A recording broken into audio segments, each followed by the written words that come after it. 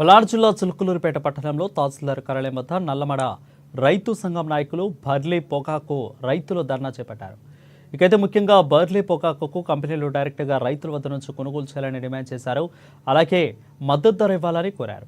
అనంతరం తహసీల్దార్కు వినతి పత్రాన్ని అందజేశారు.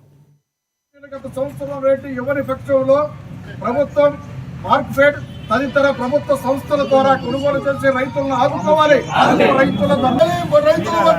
కొనేవాడు ఉండడు, లేకపోతే కారం కొనేవాళ్ళు ఉండరు, నూడిల్స్ కొనేవాళ్ళు ఉండరు.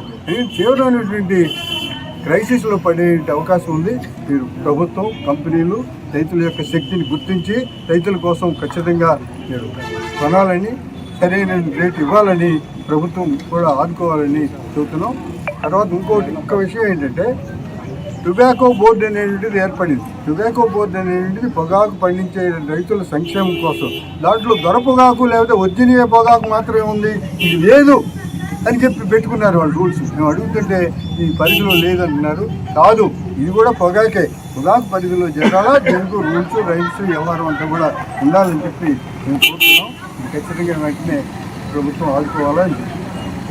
పొగాకు కొనేటువంటి కంపెనీలని, బహుళ జాతి సంస్థలు చెప్పినటువంటి మాటలు నమ్మి పల్నాడు జిల్లాలో ప్రతి మిర్చి కన్నా కూడా ఎక్కువగా పొగాకు పంట వేసి ఈ రోజున రైతులు నష్టపోయేటువంటి పరిస్థితి.